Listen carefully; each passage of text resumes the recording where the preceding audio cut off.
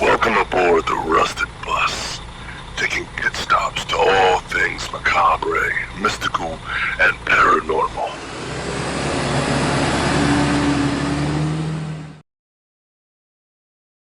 The movie was so boring I almost fell asleep until Blythe cracked up laughing. I will never understand why you love this movie, I mumbled while squinting my eyes open at her. You just don't have good taste. She replied and stuck her tongue out at me before lightly smacking me with her pillow as she stood up and headed to the small bathroom built into the corner of the room. I'm gonna wash my face real quick, and we can go to bed. All right, I'm gonna go grab some water from the kitchen, I replied as she nodded and closed the door behind her. I opened the bedroom door and started down the small dark hallway and turned the corner to the staircase. Right across the staircase was an odd-looking door that always caught my attention. It looks way older than the rest of the house, covered with scuffs and scratches. And what's most odd, no one has ever seen what's behind it. It's been locked since the day her family bought the house, and although they've tried on countless occasions, none of them have been able to crack the lock. If it were my house, I'd have broken the door down by now. The curiosity killed me. I shook my head in resistance to the thought before continuing down the creaky stairs. Entering the kitchen, dark with a slight musty smell, I carefully walked to grab a jug of water from under the sink. The house ran off unfiltered well water, so any water for cooking and drinking had to be grabbed from filtered jugs. Otherwise, I would have just filled my cup from the bathroom sink in her bedroom upstairs to avoid coming down here. As I poured the water into my cup, I couldn't shake the feeling that someone was watching me. Goosebumps ran through my skin before I grabbed my cup and swiftly headed back up the stairs. I glanced at the odd door as I passed. Just before entering her room, I heard a slight creak from behind it. I paused for a second, resisting the urge to turn around. Just an old house, I whispered to myself as I walked into her room and shut the door behind me. Blythe was still in the bathroom. I set my cup on the nightstand and climbed into bed, tucking myself under the covers when suddenly I heard a slight creak again from the hall. My eyes shot over to the closed bedroom door as I stared inquisitively for a few seconds. As soon as I started to turn away, I heard it again. This time it was followed by a few louder creaks, seemingly moving closer to the door, and suddenly the doorknob began to jiggle. I sat up in a panic and yelled over to Blythe. Blythe? I think someone's at your door. She swung open the bathroom door, pulling a toothbrush from her mouth. What? My parents said they weren't coming back till tomorrow. She walked to the window and peeked out through the blinds to confirm their car wasn't in the driveway before turning back to me. Are you just trying to freak me out? No, I promise. I saw the doorknob turn. Okay, I'll check if it makes you feel better. She said sarcastically as she walked over to the door and grabbed the knob. Then she froze. Problem. She mumbled without moving. Yeah? I questioned. I can't open the door. We're kinda locked in. What? How? I exclaimed as I jumped out of bed. I don't know. She replied as she started to panic, pushing and pulling at the door. I'll call my parents. She pulled out her phone and let out a sigh. Can I borrow your phone? Mine's dead. I walked to the nightstand and pulled my phone off the charger, but dropped it in shock. What? What's wrong? Blythe asked in utter confusion. My phone's dead too. It was on the charger. How is it dead? I utter in disbelief. Blythe's eyes go wide as she takes a step back and tries the door again. There must be a way to open it, she says as she inspects it top to bottom before running to grab a card from her wallet to try sliding between the lock. She attempted again and again, with no luck, while I got on the ground to look under the threshold. It's so dark, all I can see are the faint shapes of furniture lining the hallway except for a strange yellow dot by the banister. I squint to get a better look, but still can't really tell what I'm looking at. It's small, round, and has the slightest glow to it. The object is sitting completely still, just above the floor level, as if it's floating. I look up to Blythe, who's still sliding cards between the door gap.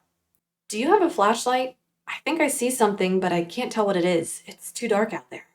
I don't think so, but let me check. As she stepped away from the door, all the lights in the bedroom flickered off.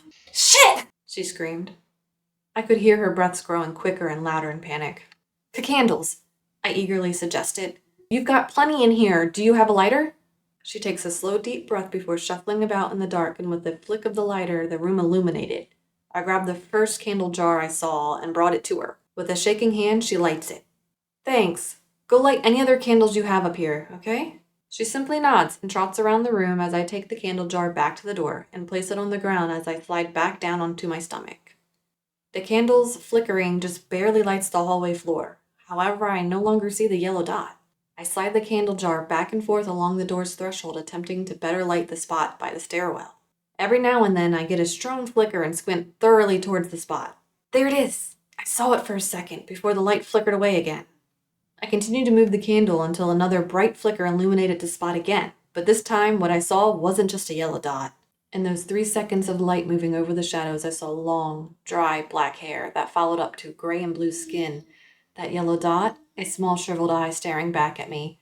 The other eye was missing from the socket, its mouth wide open, jaw twisted slightly towards the ground, as its head laid there, at the top of the stairs, peeking out from behind the banister. Too shocked to even make a sound, I pushed myself up and shuffled away from the door, accidentally kicking the candle jar over in the process. Shit! Blythe exclaimed as a small fire began to stretch through the carpet. She quickly smothered it using the wet towels from her bathroom before looking towards me with a furrowed brow. What's wrong with you? Her expression dropped when she saw mine.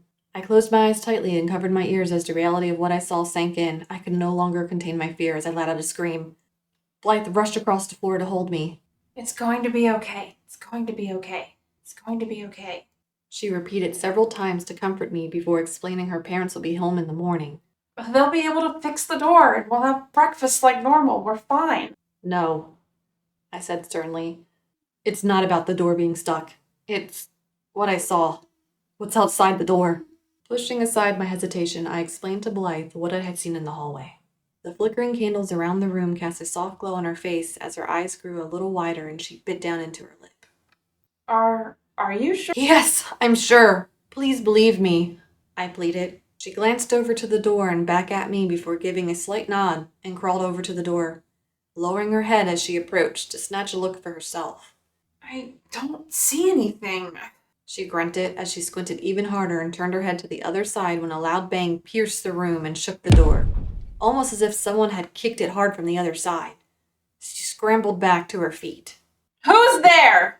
The doorknob began slowly turning back and forth again for several minutes before everything went still. We held each other in mutual fear, no longer having the courage to approach the door. One by one, the candles had burnt down to the glass and extinguished, eventually leaving us in pitch-black darkness as we sat still for what felt like hours.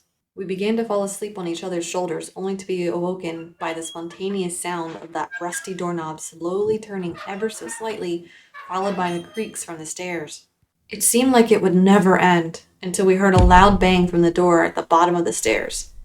Loud stomps proceeded up the stairs and down the hall, which jolted us to our feet in fear. The door swung open, and with a burst of blinding light, "Breakfast is ready." the voice of Blythe's father boomed through the bedroom. I glanced around, squinting through the light, and realized it was the sun. The sun was illuminating the room as if it had risen hours ago. Blythe's father looked at us up and down with a raised eyebrow. "You guys weren't up all night again, were you? What did I say about all-nighters? Y'all look exhausted. Now come on down before the food gets cold." He started to turn around when Blythe yelled out. Dad, wait. He turned to look at her. "What is it?" How'd you open the door just now? With my hand and the doorknob, as one does to open a door? Wait, is this a riddle? It was locked though, wasn't it? That'd be impossible. The lock on your door has been broken since we moved in. I thought you realized that. This is why you guys need to actually sleep at sleepovers. He laughed as he turned back around and headed down the stairs. You wrote out the story. Now let's take a twisted drive through the inspiration. The truth is often stranger than fiction.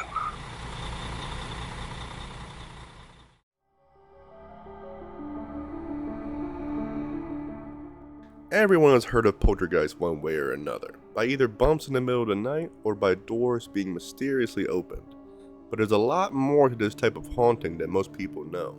Poltergeist, or noisy spirit by its German origin, were first reported all the way back in the 1st century, along with the empires of the Roman and the Jin, and honestly, are a bit of a diverse topic.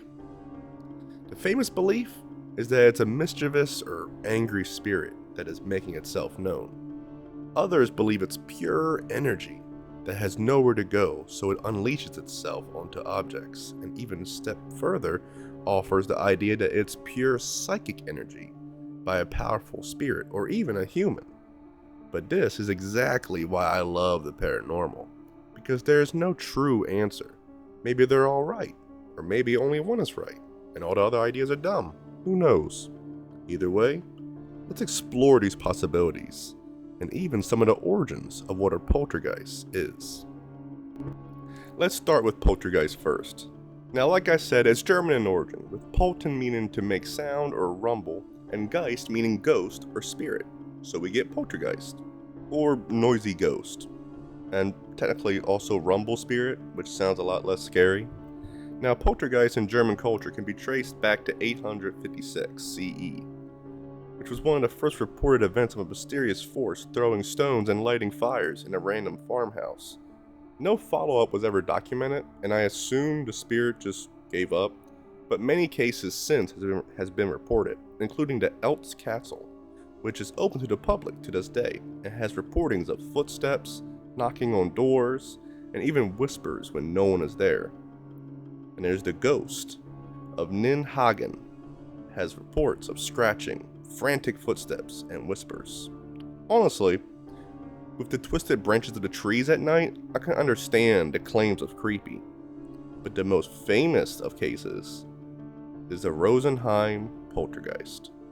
In the far-off time of 1960, a parapsychologist by the name of Hans Bender was asked to investigate a lawyer's office in Rosenheim, Bavaria, for paranormal reasons. Overhead lights swaying back and forth, heavy furniture being moved by unforeseen forces, outgoing calls being made from desks by staff who denied making them, and paintings violently spinning on their hooks. These were all seen by eyewitnesses, and the paintings moving were even recorded by Dr. Bender himself. But the doctor had already concluded what was happening here. You see, Dr. Bender found out the events all happened on the weekend during which time a staff member by the name of Anne-Marie Schabel worked, and Miss Schabel at the time was going through a rough breakup with her fiancé. Along with the frustration of the job itself, she was unknowingly pulsating raw energy that pushed and pulled at objects. Dr. Bender was amazed that he captured one of the first recorded events of psychokinesis poltergeist. And the event finally came to a halt when Miss Schabel left the firm and got happily married. But of course, this investigation did not come with its own share of criticism, but nonetheless, an amazing tale to tell. Now let's jump over a few countries to the shores of Japan. Here the word poltergeist is a bit more blanketed, with instead most spirits moving objects being called mononokes. This term covers just about all spirits, aside from gods, demons, and living spirits, including noisy ghosts. Mononoke is made of two terms, mono, meaning thing or things, and kake, which means strange. Putting them together creates a word, mononoke, or thing with a spirit. This usually refers to possessed objects, doors, or windows being open, or even vengeful spirits possessing people, which early Japan had a lot of. But it's a bit hard to pin down exact events of Mononoke due to most occurrences being chalked up to yokai, which is another term for spirits, but that's a different episode. For now, I'll try to just talk about Mononokes. One such case was back in the Heian period during the 794 CE, in which a great illness struck many women. Many healers were brought out to soothe them, but were vomited on, scratched at, and even talked to by voices that were not the women. It was concluded that they were possessed by vengeful spirits, who died in the war, and priests were then brought out. Now we're not going to go too far from this period, as around this time a very famous book, written by one C. Shonigan, who goes over the illness in a book called The Pillow Book. This book was never truly meant for public eyes, as it was Shonigan's own personal journal, where she would write about daily events or just poems. But over the centuries, it eventually made its way to the public, and became quite popular. But we're here for the more paranormal side of things, which can be actually found scattered throughout her tale. One occasion is the illness from earlier, and when it was learned that it was by spirits, she states how persistent these Mononoke must be to try to live again. She also goes into detail that when she was alone, she often heard whispers from those who were not there and objects being moved. Another much more recent event is that of the Tomokochu incident in 2000. An apartment building located in Gifu Prefecture had many residents fearing that they were under the attack of vengeful spirits. The claims were of objects being moved, electrical tools being turned on without power, strange sounds and whispers, and even apparitions being seen. As an investigation was put into place to search for faulty wiring, radiation, or other issues with the plumbing, but all of those came back negative, and it wasn't until a priest was sent out to satisfy the residents that the event finally simmered down, but did not fully stop, and even to this day, weird things still happen in that apartment right there in Tomokochu. Now let's jump back to America. Now, during the burst of paranormal interest due to films such as The Exorcist in 1971, there were many claims since of poltergeist activity, and one of the ones that stood out the most was the Amityville Horror. But I'm gonna tell you about a different case, the Bell Witch. Back in 1817, John Bell and his family witnessed many strange things, from a bird of extraordinary size to a dog-like creature with a rabbit's head. Eventually, the events led to knocking on walls and doors, sounds of invisible dogs fighting, and people being pushed, pinched, and slapped. Soon, the entity was reported to be a witch, and with her own words, told the townsfolk she was going to kill John Bell. And true to her word, eventually John Bell fell victim to poison. Now, I could go honestly on and on about poltergeist cases. There will never be a lack of a few bumps in the night. So, just remember, next time you hear a strange sound or something seems to be moving on its own, just know you could be in the presence of a powerful energy, or maybe a person with strange abilities, or maybe even a witch. But no matter what, the noisy ghost will always be around. It's time to hit the brakes and open the doors to discussion. Alright, welcome back to the Rusted Bus. I'm your host Keith, and our other host, and our special guest today, V. and we're talking about a door in Emmitsburg, Maryland, and poltergeist in general. So I'm gonna hand off topic to V and M because they're the ones that actually experienced it. So how was that, guys? In the moment, it was scary. But also kind of exciting, but, you don't really know sometimes what you're faced against. So it's kind of just like, what the heck's going on? So this story was based off our actual experience that we had in her father's home. This was like years ago. Oh gosh, this was like 10 years. We were like teens or we were in our senior year, I think. That makes it even more terrifying. Yes. Yeah, it was like senior, so I remember that day we were trying on your prom dress and stuff. I think it was after graduation. It might have been the summer after senior graduation. So like 2013. Say 2014. 14? Graduating 2013. Yeah, but I moved into my dad's in 14. Okay, so might have been a year after graduation. So maybe 2014, I guess. We'll say that. Okay, summer of 2014.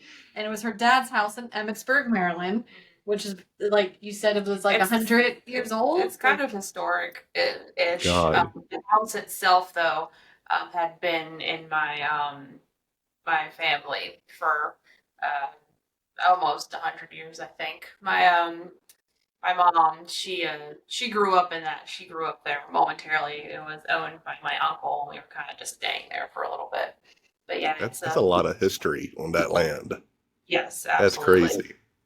Mm-hmm. We unfortunately can't like disclose the address and the actual Yeah. area because they no longer have possession of it. Otherwise, we would have went back to take pictures again of the store in question. Yeah. But her father had sold the house. Yeah, my uncle. Okay. They sold it to a well-known owner in that area. So Well, now they have poltergeist. So Okay, how was like the actual night, like when it all happened? Like how did it actually like go down? The night it happened, it literally, just like in the story, the night started off pretty normal, and we were watching a movie. I think the movie was Captain America. Yeah, it was. Nice. It was Captain America. I'm a huge like Marvel comic DC fan, but for some reason Captain America is the one that puts me to sleep. I find it story. I'm so sorry to everybody that loves Captain America. I've always been a Wolverine girl, so and That's a good one. like that. Yeah, Captain America is just, I guess, it's a little too military for me. I just found it. Never been able to sit through. He's the America's soldier boy. Mine was Thor. I went to theaters and I fell asleep in Thor. So we all have one. Yeah. But yeah, so we were watching that, and it was kind of just. I just remember kind of hearing like a soft click by my door.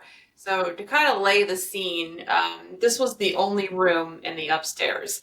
The main house was all, pretty much one floor. You had a basement, but there was, you walk up, there's a set of stairs that very creaky, very old. I could not sleep. Of course. The door clanged when you opened it, and you came up to like a sort of loft area, and then there was my room, which was back further, so it had a bathroom in there. It was kind of like a little live-in area, all but a kitchen. And I just remember the door was like slightly closed into the room, and I just heard like a click, kind of, and remember kind of looking over, and I didn't think about it. It's because I didn't actually actively get up, but then later on, I was like, oh, I'm thirsty. Let me go get a drink. And I remember going to the door, and it wouldn't open. And I was just like, is this what that click was I heard earlier? And I just remember not being super into the click until I couldn't get my door open. And there was actually a latch on the outside of the door. It was for like to keep the kids out, years ago. We never actually used it. It was just pushed off to the side. And I remember trying to open the door and being like, that latch is locked. Oh my God. And kind of just, going to her like, we're locked in, and I don't know how. I remember her asking, trying to get credit cards, the slide, Yeah. around the door to try to like undo it. Logically, it should have just lifted up, but. And That's weird. Being in her bed on the side that's closest to the door, and I could hear it. Like I literally could hear the door like turn, like someone was holding the doorknob. Because I remember asking her if there's any reason her parents would, come up. But like, yeah, and even with the door closed, you could hear like my parents would come up and down the stairs sometimes, like to wake me up in the morning, and you'd hear the. And there was no sound because we were sitting there watching the movie. It wasn't even that loud because thin walls. I didn't want to wake up my parents who were supposedly downstairs sleeping. This was like 2 or 3 a.m. Yes. Oh, of course. Witching hours. It'd be a weird time for her parents to wake up and decide to come prank us, Yeah, to lock you in the room. Yeah. Yeah, that's. I think that's kind of. I don't even know if that's legal. Or in their room. I don't know. All I know is that like I was pretty freaked out, and we just hopped in the bed together, and we're a little like freaked out for the rest of the night till we fell asleep. Yeah, there was really nothing that we could do. Yeah, we couldn't get out. Yeah, like I said, she tried with the credit card. Like, well, it's a good thing, we have a bathroom, in my room. Just guess we're going to sleep now. But her room, this house really did run off well water. So like, if we wanted to get a drink, we couldn't anymore because, yeah, you did have to use purified water, which I included in the story about having to go down to. And yeah, at the top of the stairs to the right, there was a interesting looking door that was up like. It was at the top of the stairs. I think it was like a step or two up or something. Yeah, it wasn't quite level with the rest of the floor, which I found interesting. Yeah, when you got to the top of the steps, there was a closet. It was like a little storage space off to like the side. And when it had 2 steps to get to that door, so it was literally just, a little platform, 2 steps door, and then 2 steps loft area. That is weird. It has a window at the top of the steps as well. So it was very interesting little space. Very atmospheric. Yeah, I found the door and all set up very interesting. I remember wanting to see what's inside of it and questioning it, but I don't think you ever opened it for me. I think it really was locked or something. It had there was at the top, it had a slide lock, again, for kids. Did you ever actually go inside there before? I have not. Yeah, I did, just because it was storage. There was like coat hangers and like old clothes. So, but it was a very small, closed off little area. Yeah, it was a weird, just like a random kind of closet that was offset from the rest of the attic floor, just randomly at the top. It was funny because that door was like, it looked like a front door. Yeah, it wasn't a solid door. Interesting It was like a glass way, and there was like curtains. That's what I remember too, like glass. Yeah, so it's really interesting. Like, I found it could have been like a portal somewhere. What was in there, but I remember she would open it for me at the time and stuff, and yeah, then the night followed as it did, where we're hearing the weird noises and the door being locked, and yeah, so weird noises are kind of, the house was heated by radiators, so radiators creaking in the so middle. Even more creaks and groans. Mistake the doorknob noise. Yes, I heard. Yeah, that's the creepy part. At one point when I heard it, and like I said, and asking like, was there any reason your parents would come up and try to get in the room? But yeah, I was like, you definitely know if somebody would come up the stairs. You would have heard the door below and then the stairs. Oh. So like, what happened like the next morning? Well, we kind of just woke up and. Well, your father. Yeah, my dad. Actually, yeah, he came up. Just like in the story, he just came in the room. And it was just unlocked? Yeah, he was saying, just came in the room and was like saying something about how we shouldn't be staying up so late. Yeah, like you guys up all hours. Thanks, Dad. I'm just terrified over here. Because they had food made, so they're like, you guys ever gonna come down? Yeah, like eat some breakfast. And that's when she asked, like, was the door locked, like, when you came up? And he said no. Like, I even asked him too. I was like, were you awake last night? Did you come upstairs for any reason? Like, and he said no. They went to bed super early. They were, Yeah. So I believed him. Like, that's wild. Yeah. So he just. Yeah, had no idea what we were talking about, and he left all like downstairs. And when we walked out, that's when she looked at the latch, and it was standing straight up, sticking straight up. When usually man, that's creepy. Back, and it was just straight up, or like maybe slightly curved forward. That little thing looked like something lifted it up and put it there. That's I'll try to creepy. Put it if I can find it. I have a picture of that somewhere from that night. Yeah. So have you ever had like any more experiences like in that house? A few. I do remember I would hear like my mom at the time, when she was there too, she would hear it as well. She would people walking up and down the stairs, like not as heavy, like when we do it, you clearly like hear the thumping. Yeah. It was like soft, like doom, doom, doom, doom, doom, doom, doom, doom, and things like that. You'd hear that, and the door would also like open randomly. You'd hear like a creak. Oh God! Just like a slow, eerie, like. So it did do that. And sometimes, like doors and windows would be unlatched and things like that. So nothing like super extreme. Definitely something mischievous, though. Yeah, absolutely. Yes. How about you, Em? Any poltergeists? I had a few experiences in other houses. There's that one house I lived in when I lived in West Virginia. There was a house I had where she was there too at the time where we were playing in the basement room. The basement laundry room was right in front of like this little narrow hallway that had like the water heater and all that, the creepy stuff, all the pipes. And then right behind that was like a little craft room, very, very tiny room. It was another weird setup. I don't know why the houses were built that way. Yeah. Playing in between there, and that's when I think we got locked in again, which is funny enough. And while we were trying to get out, I remember we were playing at first because again we always assume something's a prank or one of us is pranking the other. But then I distinctly remember we saw the light switch turn off by itself. Just flip. Yeah. Oh my God, I would have been freaking out. Yeah, as we were freaked out and was getting done to the door till we could get out of the room, and then like my mom was just upstairs in the kitchen, but like yeah, we had no idea. Yeah. And I like distinctly remember too, because that room was like basically empty. Like there was like not barely anything in there. No, it was kind of like a craftist kind of thing. I think it was like an Yeah. exercise bowl or something. Yeah. Hmm. There was like really like nothing in that room because I could have swore like your mom had said it creeped her out. Like that. It room, does. That That whole area creeped everyone out. First, I mean, it was set up really weird, and Yeah. it just had bad vibes. And that specific. It's that feng shui.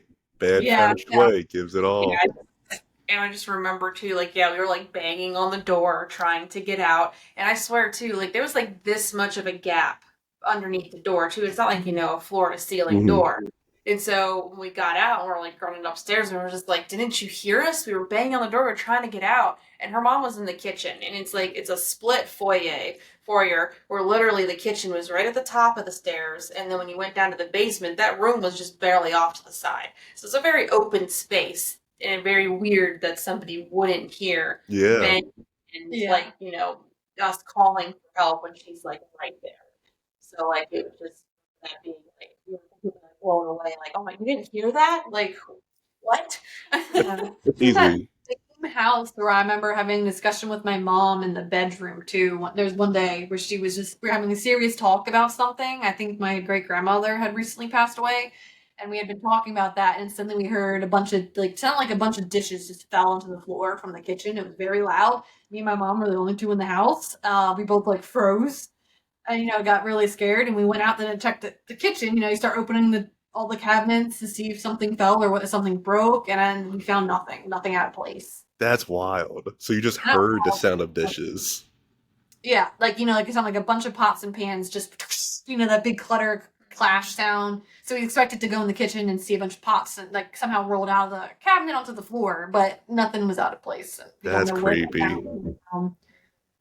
But how about you? I was about to say, what's really interesting about it is like the way that you guys describe your experiences. It sounds more like a force and less of like a being. God, energy. Yeah, and like when I was researching poltergeist, that's actually one of the things come up is people like categorize poltergeist way differently. Like there's where it's actually a spirit or where it's someone's like mental capacity abilities or when it's just a force of energy. And I think there's really something to that force of energy because I remember like a long time ago, me and my friend, our neighbor's house was like recently like emptied out. So we jumped over there and we stole some stuff. But we stole like this big like collection of pills, like it's still in the pill bottles.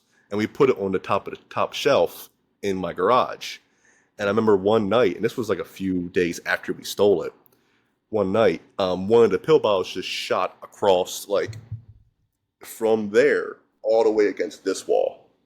And I was sleeping like here when I had the couch, and my friend was sleeping on the opposite side. And I thought he threw something at me. I was like, "What'd you throw at me?" He was like, "I didn't throw anything at you."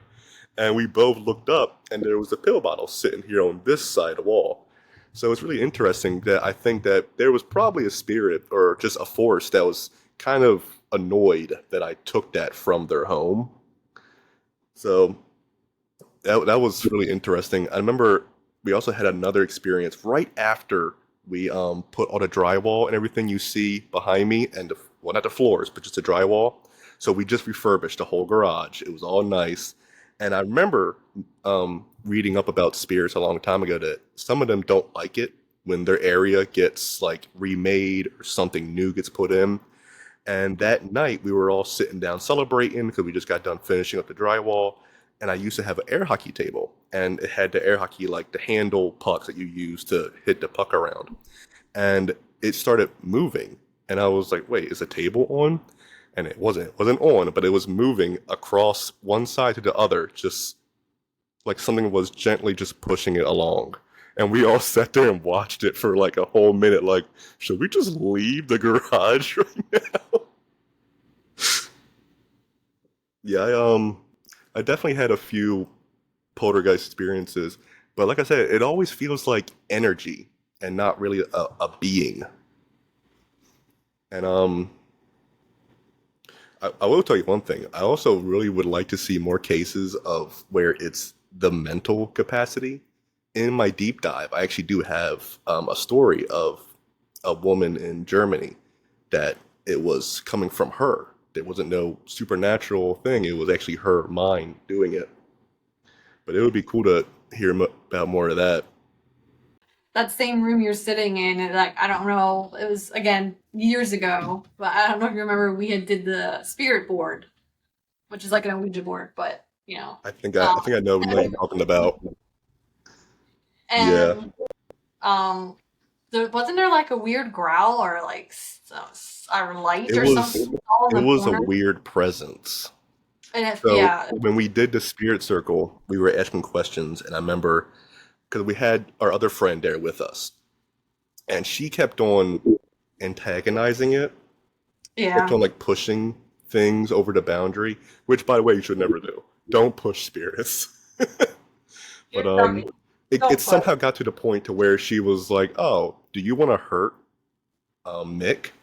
And it said yes. And I remember in the corner outside of my garage, there was always this corner that always creeped me out. I didn't even want to look over there because it just felt like something was watching me.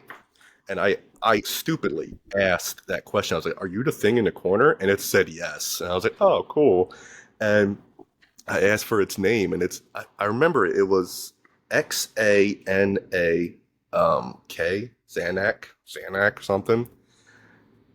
And it as soon as it gave its name, I could feel there was something like over like in the far corner near the door. I could just feel that there was something there just watching me, and I was like, "Yeah, we should probably not do this anymore." Yeah, I remember wrapping Yeah, up really quick for that was that. I remember it kind of terrifying. felt uncomfortable.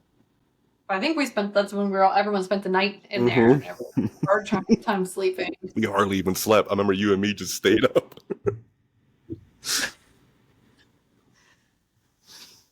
I remember you also telling me when you'd use the spirit circle in your room before. Yeah, I've used it in my own house, in my room. Again, when I was a teenager, We did.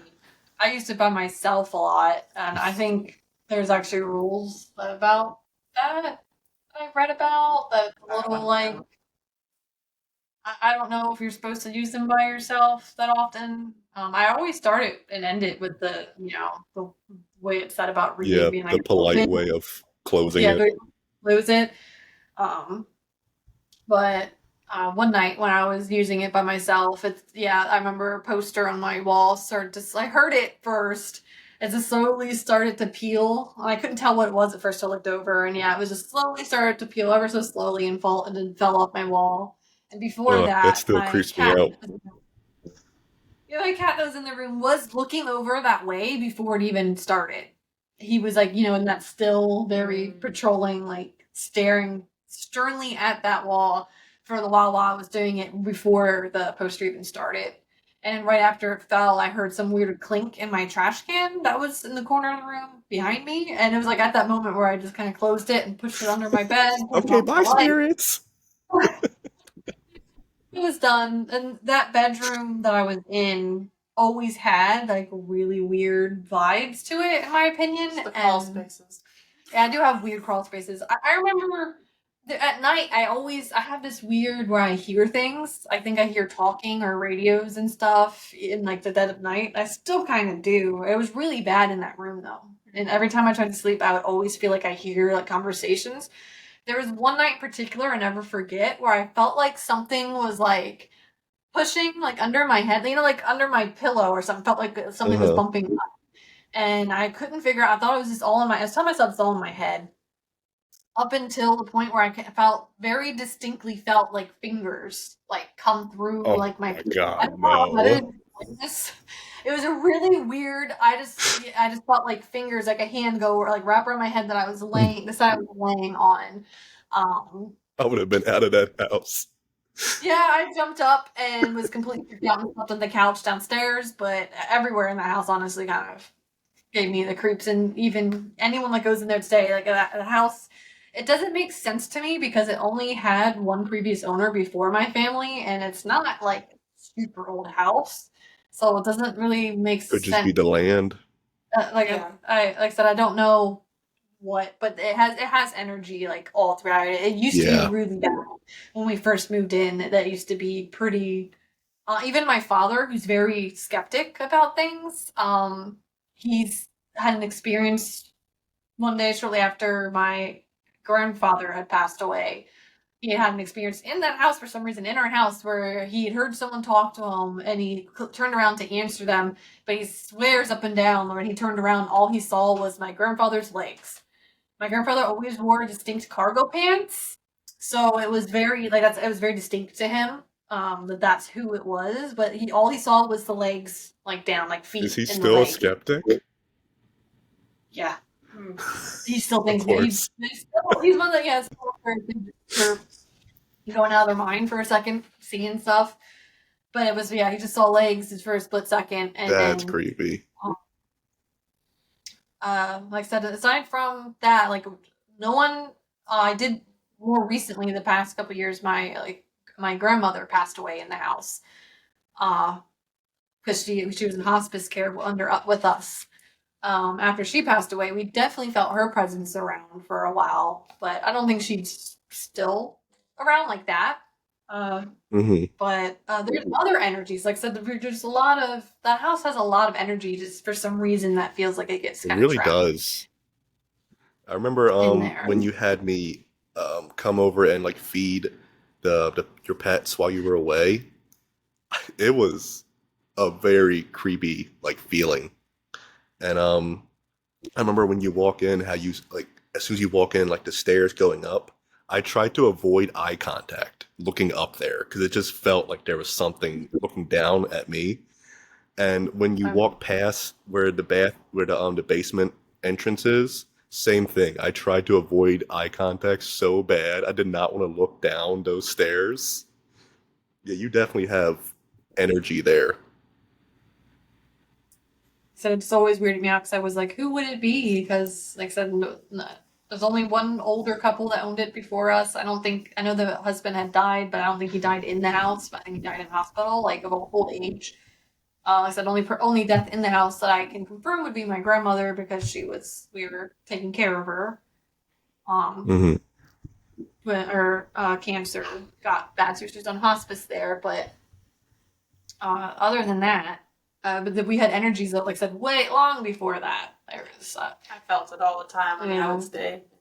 Yeah. Just there all the time. for some reason, Yeah. it's particularly bad in what was my former bedroom because now my parents are now in that bedroom now that I've moved out and stuff, and they, like my mom in particular, say that that's like I said where I would always hear the noises, and I had felt like hand come through my bed. I don't know how else to explain that. But my mom has had like very eerie feelings and stuff, and has also seen a lot of shadows out of the corner. I used to see that, and when I was still living there, just a little like a year ago, and I was in there, I often would see stuff out of the corner of my eyes all the time, and would get jump scared thinking I saw a face or something looking at me, specifically when I'd be doing the Oh dishes and I go man. to turn around, and I would think I'd see a head sticking out from the basement stairs that you're scared about. Oh I no. would this, like a head like looking around Uh-huh. like at the kitchen.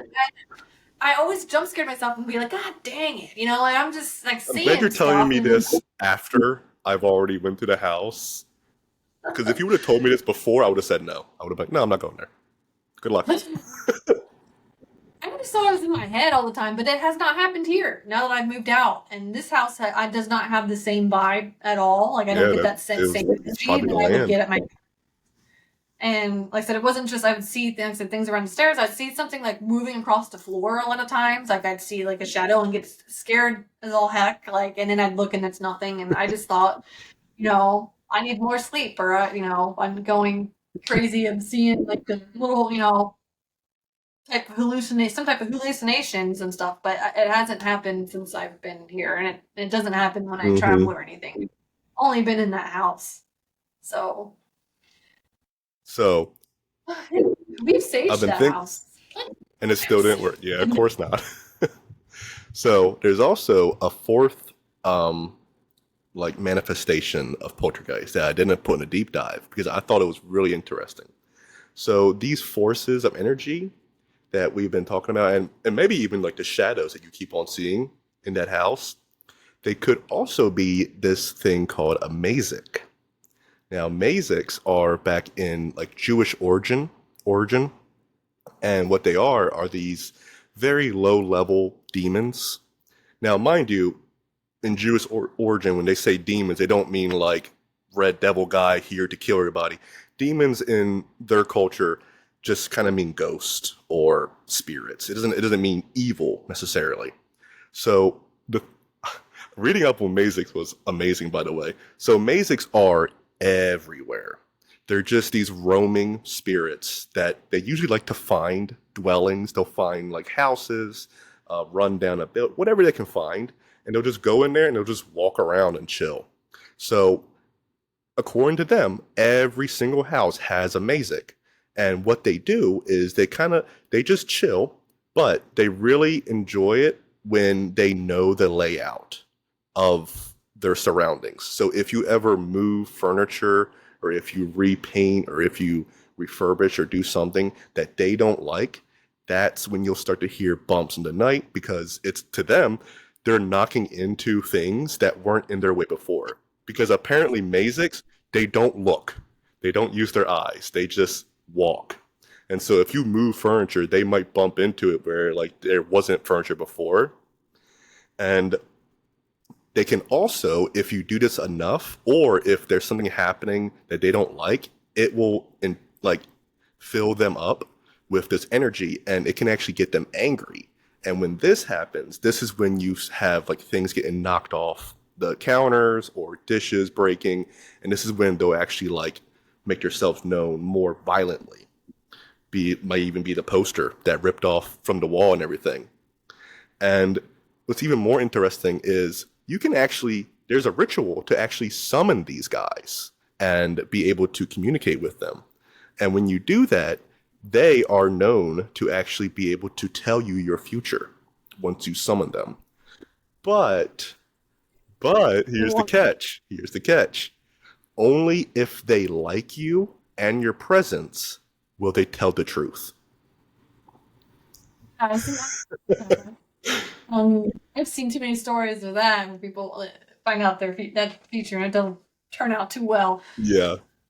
But I always found that really interesting when I was reading up on Poltergeist. Maziks popped up, and I was like, what the hell is that?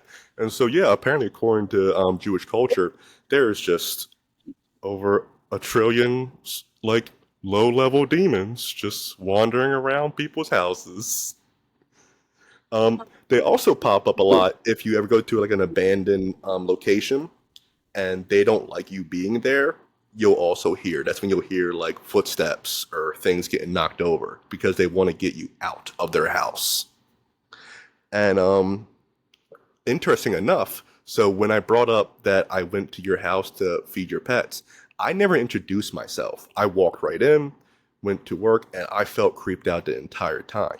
But with Maziks, they also work on the level of politeness. So if you go into their dwelling and you introduce yourself and you tell them that, hey, I'm not here for any harm, I'm not going to touch anything, I'm just here to do yada yada, most of the time they'll leave you alone and it will feel more calm. So when I went back recently to feed your pets again, I introduced myself, and I will admit it felt way less creepy there. So that house might actually have Maziks just bumping into stuff. Could also take like the power back, like if you just state. I've read something before about just stating that this is my space. Like you do stuff like that, that can also help like push energies or random spirits out. If you just declare this is mine, I am here. Yeah, something like that. Verbally, I've read something like that before. People also, like they say, you can coexist too. It's more so like, you gotta think of it, something's been dwelling there for, far longer than you have. Then the respectful way you can go about it is being, when you set that like intention, so to speak, just being like, hey, anything here wishes me or my family or like the inhabitants any ill will, then you can go. But if we can like, be here together, that's cool because I don't want to kick anybody out of their home. I don't know Yep. why. I don't understand. But also, like, if you're negative, if you wish me harm or you're gonna hurt, or destroy my things, then this ain't gonna work. Get out. There's like a lot of different like respectful ways to that people Hmm. suggest that And like funny you should mention that. There was actually another ritual for Mazics if you ever actually want to get rid of them. But Mhm. they say that you shouldn't, because the thing about Mazics is they still have spiritual energy, and that really helps you ward off other energies that might be more negative because they feel that there's already an intense spiritual energy there, so they always stay away from it. But yes, you're right. They say that you can tell when it's the difference between a Mazic and something else more mischievous, because a Mazic majority of the time will mind their own business. They'll never bother a human unless either you break their dwelling or if there's a lot of like heavy emotions like anger or sadness or despair that'll also fuel them. But yeah, they're very coexisting spirits, and like you said, it's one of the ones that you want to keep around, and they easily can coexist with humans. They never actually bother anything unless something happens to their house that they don't like. Then they'll make themselves known. Yeah, they probably like my mom like rearranges the house like every other month, so they There we go. probably. But They probably get so no, mad. it used to be really bad. Like when I was in high school and stuff, the energy used to feel real bad. But here lately, the past few years, it's been a lot lighter. It's been a lot more friendlier feeling. Like it still creeps us out a lot of Uh-huh. times, but it does. We don't feel like the same threatening. We used to feel threatened like back when we first moved in. And we also did a lot. That's my parents did a lot of like they remodeled, got the kitchen remodeled a few times, and the basement we had that redone. But like it was much better when we did the basement, though. I didn't feel as Basement's definitely lighter now. yeah. The basement's really like I was sleeping in there for a while. Years before I would not because Yeah. it was so creepy. But it all feels lighter though, except for I think my bedroom still feels a bit heavy. But like when I was there, like I said, when I first moved there, I was a teen going through a lot of stuff. There's probably a lot of emotions in there, Oh that yeah. are kind of still simmering off after all these years. It's kind of crazy to think, but you can still feel it. You can feel uh just everything. Like because it's not my parents' room, so I don't really go up there like that often. But the few times I have one in there, like it has like a weird ominous like Mhm. that my brother's old bedroom, which is my mom's craft room, doesn't have. Yeah. It's just something about it. And my mom, like, and my parents, like, they admit that the same thing, like, that room in particular has an odd feeling to it. And, like, I felt Yeah. it when I was only in middle school at the time, and that room kind of always creeped me out. I always got creeped out. Yeah, But, that's the same with my garage. I remember back before we remodeled and everything, it was still just a garage. It had cement floors and it didn't even have yeah. drywall. It just kind of had insulation and rafters. But yeah, back then it was really creepy. I did not like being over here by myself, especially like around October and like around fall season. It was really heavy over here for some reason, and it was very creepy. But throughout the years, after we remodeled it and everything, and kind of made it my own like place, it really did calm down a lot more. I still stuff still happens here. There's definitely still something here. I don't know what, but it's definitely calmed down a lot more throughout the years.